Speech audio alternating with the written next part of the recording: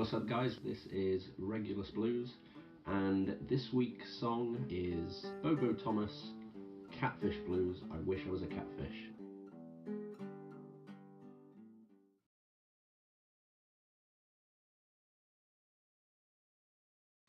Now it's not his song, so to speak.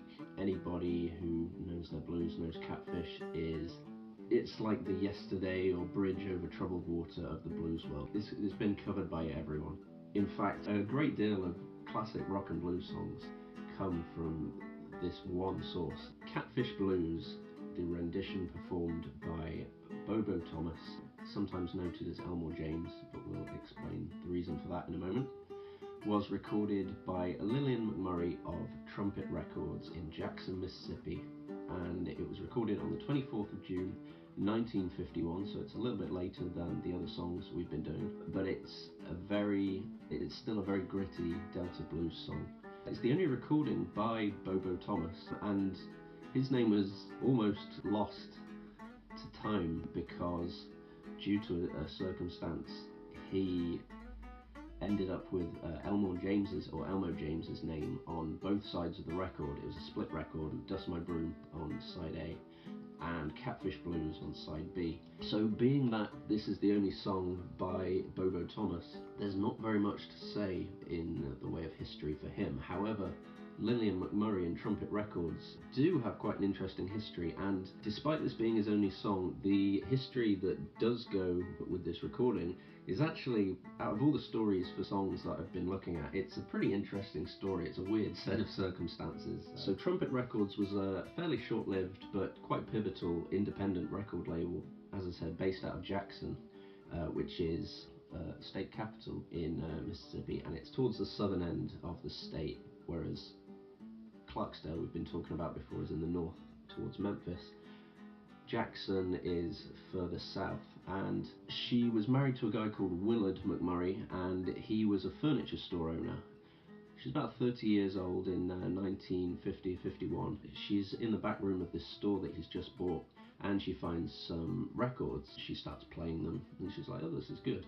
And being that, you know, they own a store, she thinks, well, perhaps I could sell records here as well, and she starts to sell records. They get quite popular, and eventually she decides she wants to record more music like this, so good old Delta blues. And it's the first example I've ever seen of like a real grassroots independent record label like that. I don't know if it is the first, I'm not saying that because I don't know, but it's the first example that I can recall seeing. It was based on 309 North Farish Street in Jackson, and it was attached to her husband's radio repair shop, and that became Trumpet Records. It's worth noting as well, Trumpet Records is the first place that Elmore James ever recorded, as well as Sonny Boy Williamson II. In fact, he plays harmonica as the accompaniment to Bobo Thomas in the recording, along with Leonard Ware on bass. Unfortunately, like I said, it was a short-lived label because by 1956, both Elmore James and Sonny Boy Williamson, the two main stars of the record label, moved north to Chicago. They go north. It spells the end of Trumpet Records, and to be honest, I don't know the rest of the McMurray's history. They were posthumously honoured with a historical marker at the former recording studio, and the family received a plaque to go with the historical marker. So the first whiff I got of a story for this song is in description of a YouTube video. So in the notes to this video on YouTube, this is the only recording ever made by Bobo Thomas. Legend has it that Trumpet Records recorded this song by him and then loaned him a guitar and amplifier to take home and practice with in order to come back the next day and record some more. Bobo didn't come back. Stories vary as to whether or not Mrs. McMurray's equipment was ever recovered, but apparently Bobo disappeared. The original pressing of the Trumpet 78 has Dust My Broom by Elmore James on the other side. Both sides were billed as Elmore James. I don't know if this was as a result of Bobo skipping out with the equipment. That's not the case, and the story does have another twist. But yeah, he essentially did disappear. Lillian McMurry didn't know where he went, and he obviously had her amp and guitar, so she would have liked to have known where he was, but he was unable to let her know. So being that she had no forwarding address or any other information for him, she felt she didn't really have any choice other than to just label them both as Elmo James.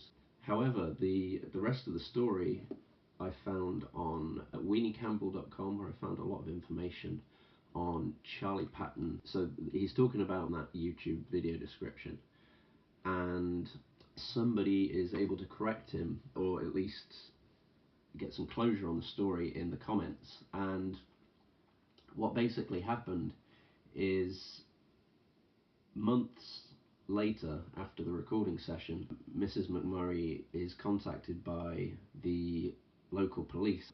They have her guitar and amp, and she's like, oh, okay, yeah, I loaned it to a musician that it works for me, and I haven't seen him in months. And it turned out that the police just assumed that Bobo Thomas had stolen the guitar and the amp and just locked him up. And obviously him saying they're on loan to me, he probably gave them the name and everything. It didn't wash with them. They locked him up. I don't know how long he spent in jail, but it was long enough for her to press the records with Elmore James's name on both sides. So eventually she is actually the one who bailed him out as well. So she finds out, bails him out, and whether or not he got to keep the guitar and amp, I don't know.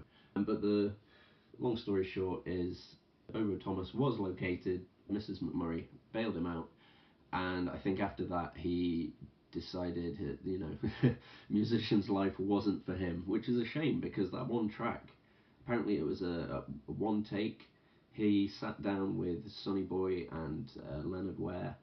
They recorded that one take, and it sounds sweet.